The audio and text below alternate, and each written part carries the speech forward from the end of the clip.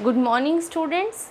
Last time we were talking about the tools that are required in recombinant DNA technology. So we were talking about various enzymes. The most important one is restriction endonucleases, which are also known as molecular scissors.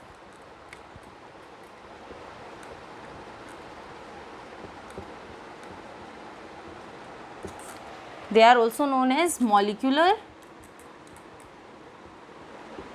scissors. Now, if we talk about the history of these restriction endonucleases, then two scientists were there, Lin and Arbour, who in the year of 1963, they isolated first restriction endonuclease.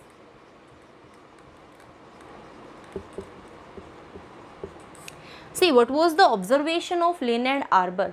They have seen that E. coli is going to kill a bacteriophage.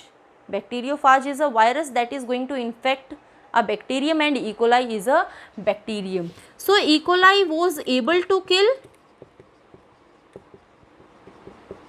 bacteriophage. And when they try to understand this thing, then they find out that there are two enzymes that are functioning in this process. One enzyme is responsible for addition of a methyl group, that means methylation on the DNA of a bacteriophage, and the second enzyme that was responsible for the cutting of bacteriophage DNA.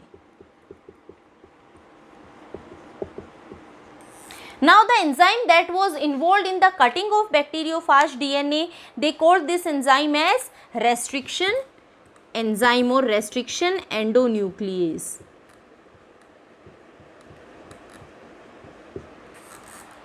And that is responsible for the breakdown of bacteriophage DNA and finally leading to the death of the bacteriophage. Now, the first restriction endonuclease that was isolated and that was sequence specific, it was isolated from a bacteria Haemophilus influenzae.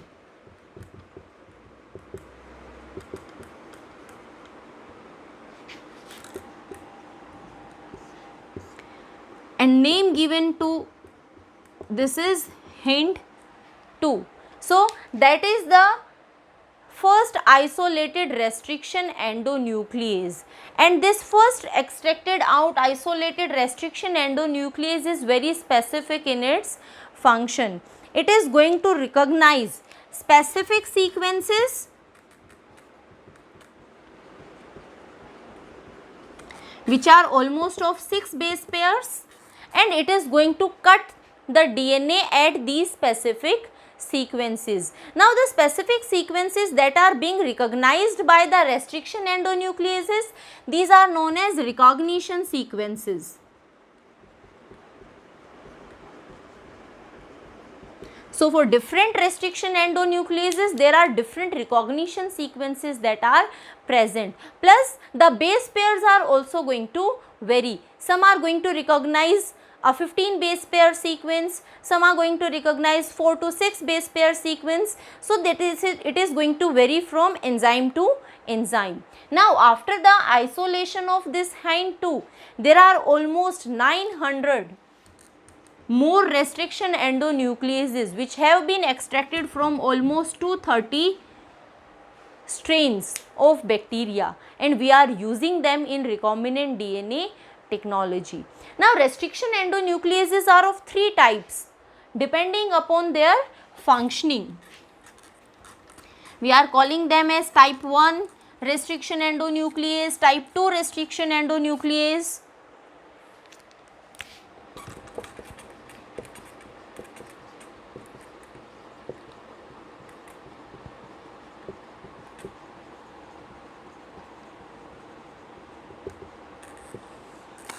Type 1 restriction endonucleases, they are having 2 functions.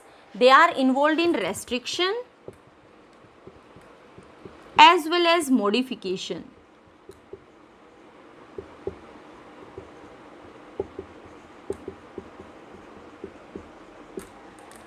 Now, these type 1 restriction endonucleases, they are having a recognition sequence of 15 base pairs.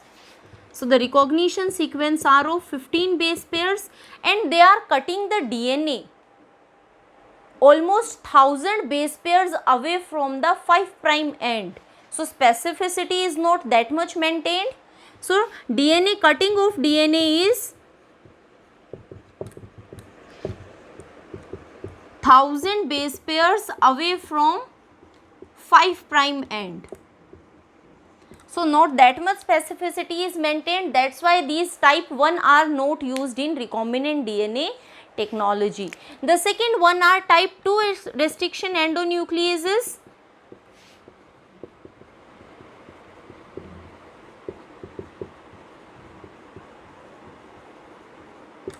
Now, these type 2 restriction endonucleases, they are going to cut DNA at specific sites, and their recognition sequence is of almost 4 to 6 base pairs, and very much specific in their function. First, they are going to scan for a restriction or recognition site. After that, they are going to cut DNA at that specific recognition site. Either they are responsible for formation of blunt ends, or they are responsible for the formation of sticky ends. And because of very much specific in their function, they are used in recombinant DNA technology. The third type of restriction endonucleases, type 3.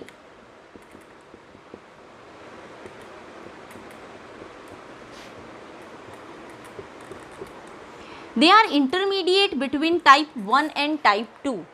They are also performing two functions. They are involved in restriction and methylation. Again, not very much specific in their function, so they are also not used in recombinant DNA technology. So, our main focus is on type 2 restriction endonucleases, because we are going to talk about recombinant DNA technology, and in this technology we are using these type 2 restriction endonucleases. Now, let us talk about the nomenclature of these restriction endonucleases, how naming is done.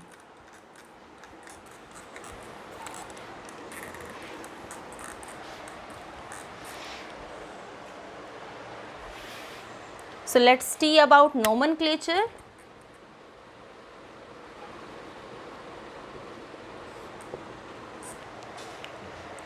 What is done? The name given to restriction endonuclease is depending upon that from which prokaryotic cell that restriction endonuclease is isolated. So, name is given on the basis of prokaryotic cell from which I am writing RE, restriction endonuclease is isolated. Now, the first alphabet, the first letter is written in capitals, and that is the first name of the genus of the prokaryotic cell. So, first letter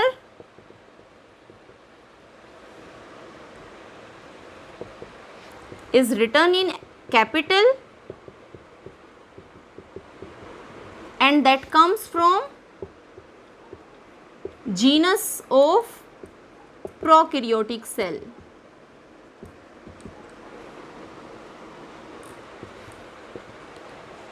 The second and third letter, these are written in small, and these letters are coming from the species. The first two letters of species are written in small. So, second and third letter,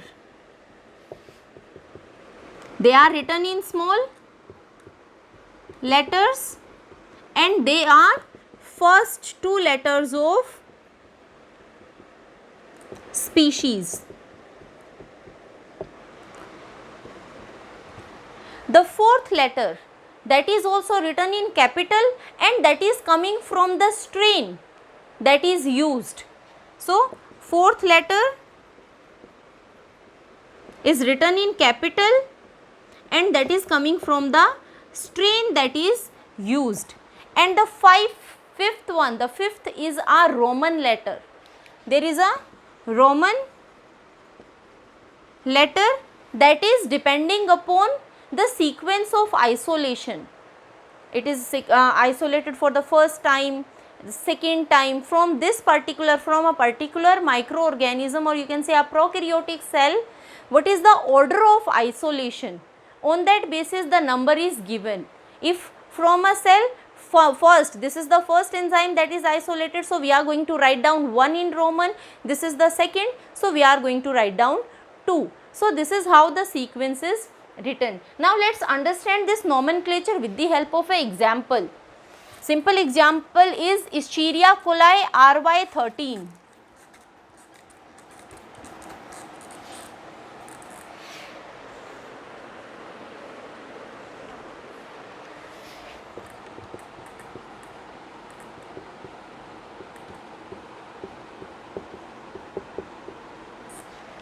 So from this Escherichia coli RY13 we have isolated a restriction enzyme that is known as EcoR1.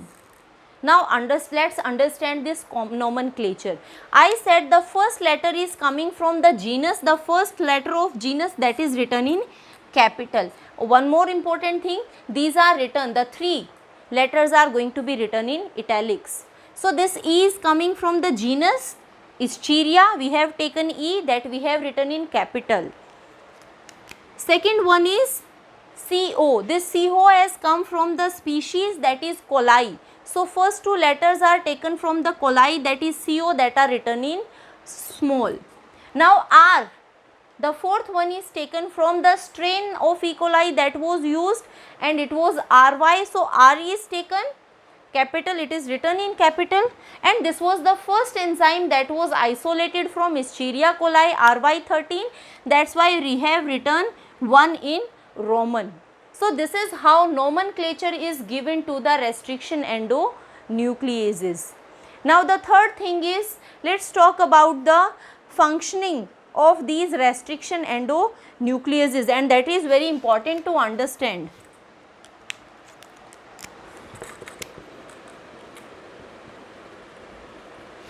Functioning of restriction endonucleases. We are talking about the functioning of restriction endonucleases. Now these restriction endonucleases in the DNA strand, they are going to scan for the recognition site, and whenever they are going to get their recognition site, they are going to cut that recognition site at specific position. We will see how they are showing the specificity by taking a simple example of a recognition site. Now this specific site at which they are cutting, they are going to break down the phosphodiester bonds, and because of the breaking down of the phosphodiester bonds, at that particular position single stranded DNA are going to be formed.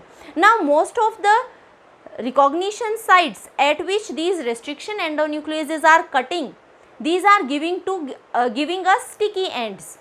Single stranded free ends are present, and whenever these sticky ends are going to have complementary sequences, they are going to pair up with these complementary sequences, and most of the sequences are palindromic sequences.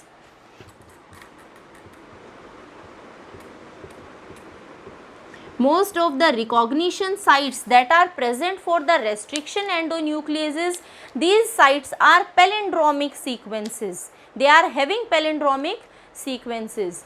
First, let's see how restriction endonucleases are functioning, then we are going to talk about the palindromic sequences. Say I am considering here 2 DNA strands. One DNA strand is of a vector and second DNA strand is of a foreign DNA. So we want to ligate this vector DNA with the foreign DNA. Then what we need to require? Firstly, we need to cut down the vector DNA as well as the foreign DNA, and then we are going to ligate them. Say this is a vector DNA,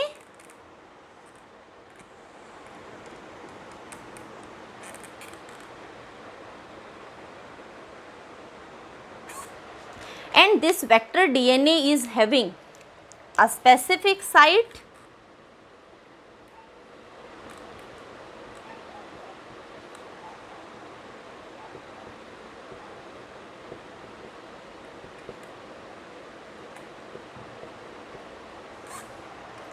that is present in a vector DNA. This is our vector DNA.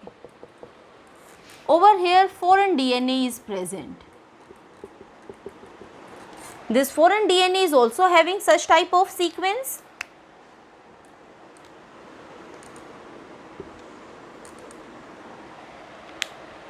So over here also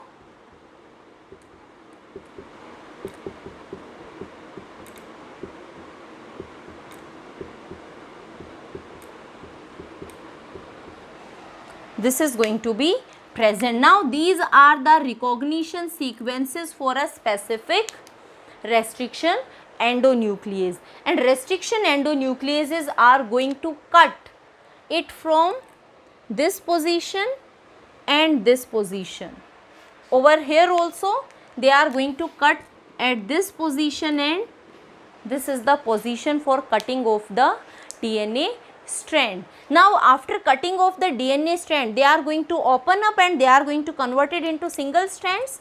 So what the result we are having over here?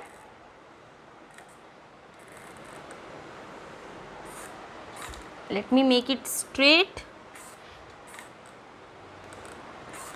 So if we see over here, this strand has opened up. So here we are having G, and on the lower side we are having C, T, A, G. This is what we are going to get, and this is known as a sticky end. Why we are calling it as a sticky end?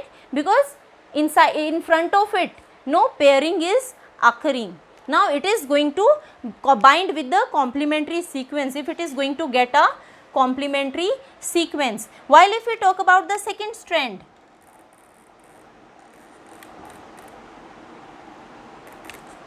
this second strand, it is also going to have another sequence.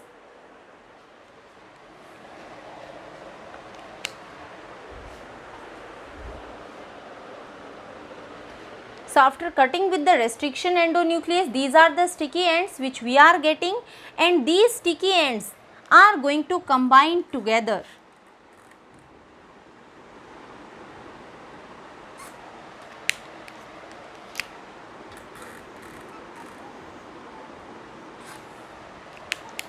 Like this way, and we are going to get our recombinant DNA. Here A is going to come, A, T, C is present and G is present, and this is the recombinant DNA that is formed. So with the help of restriction endonucleases, we can cut down the DNA at a specific site, and sticky ends are going to join together, and two foreign, you can say two extra DNAs, or you can say DNA that are taken from different sources, they can be combined together to form a recombinant DNA. This is how these restriction nucleases are going to function. Now most important thing is that these restriction endonucleases, they are going to recognize palindromic sequences. Now what these palindromic sequences are, or what do we understand by the word palindrome? The fourth thing is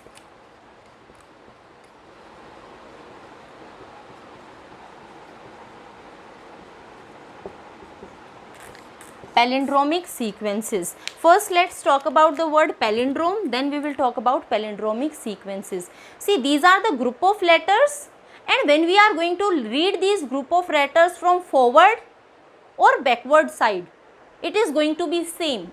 Such type of group of letters or such type of words are known as palindromes. For example, if we see the spelling of Malayalam, then if we are going to read this Malayalam from the front side or from the back side, it is going to be same.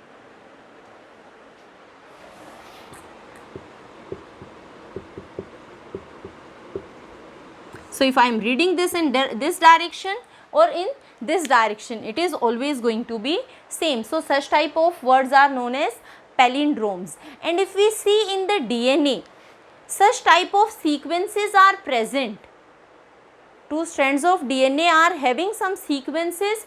When we are reading these sequences from front or backward, they are going to be same, and these are the sequences that are read by restriction endonucleases. So that like we have written GAATTC, that is present on one strand of DNA, and the second strand of DNA is having GAATTC.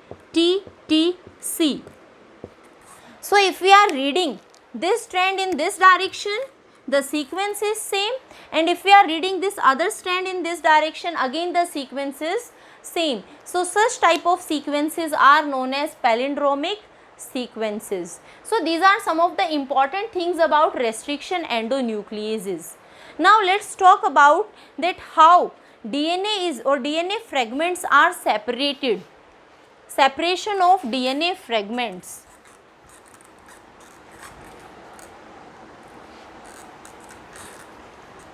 Obviously we are talking about recombinant DNA technology, then we are going to require DNA fragments which we want to insert in an organism. So there should be separation and isolation of DNA fragments.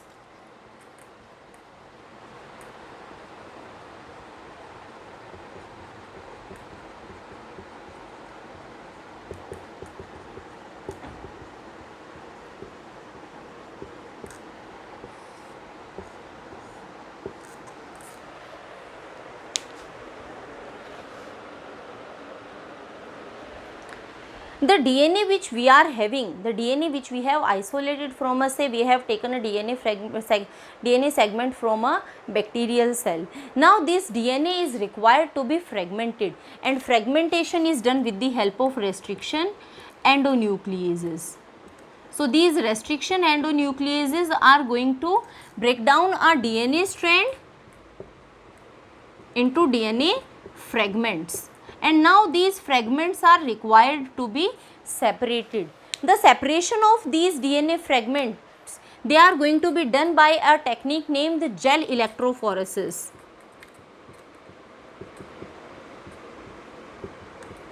How this gel electrophoresis is functioning? Basically all the molecules which we are having, they are having some ionic properties. When we are taking them in solution form, they are having some charge, either they are having positive charge or they are having negative charge, and when electric current is provided in these solution, then they are going to move towards their opposite charge. If a positively charged particle is there, that is going to move towards cathode, and if we are having a negatively charged particle in a solution, that is going to move towards anode. So on the basis of charge they are having, these are going to be separated with the help of electric current. Now we know that DNA is a negatively charged molecule, so it is going to move towards anode.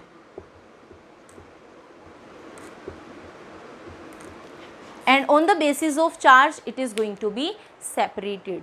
Nowadays we are using a matrix for gel electrophoresis, and that is made up of agarose. Agarose is a polysaccharide that is extracted out from seaweed. Now this agarose is going to separate DNA fragments on the basis of their size. When we are going to provide electric current, the DNA is going to be moving from cathode to anode. Now movement is occurring from the matrix that is made up of agarose, that is giving a jelly like appearance, and when this is separating on this agarose gel, then the smaller fragments are going to move forward and the larger fragments are going to lag behind. So on the basis of size of the DNA fragments, they are going to be separated on this agarose gel. Now after then separation is complete, then this DNA, the fragment of DNA which we are requiring, this DNA fragment is visualized with the help of ethidium bromide, that is a stain, also known as ETBR. So this DNA is stained with, without this stain we cannot visualize DNA. So DNA is stained with ethidium bromide, and this ethidium bromide, it is not going to give color, but it is going to fluorescence only in the presence of UV radiations. So in the presence of UV radiations, this ethidium bromide is going to show orange color, and this is helping us to identify or to visualize the DNA. Now after observing that agarose gel under UV radiations, we can easily take out the DNA fragment of our interest. We are going to cut that agarose gel that is containing the DNA fragment and take it out. Removal of the DNA from the agarose gel is known as elution. So DNA will be eluted out, it will be purified, and it will be used for recombinant DNA.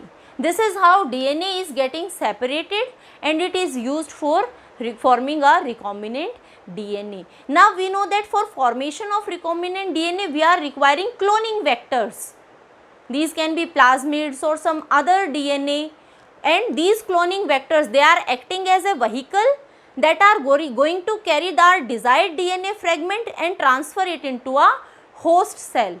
There this cloning vector is going to multiply, and because of the multiplication of cloning vector, lots of copies are going to form. So plasmid is a simple cloning vector. Then bacteriophage DNA is also acting as a cloning vector. In our next class we will discuss about these cloning vectors, and we will also discuss a very first cloning vector, artificial cloning vector PBR322, that was used for the recombinant DNA technology.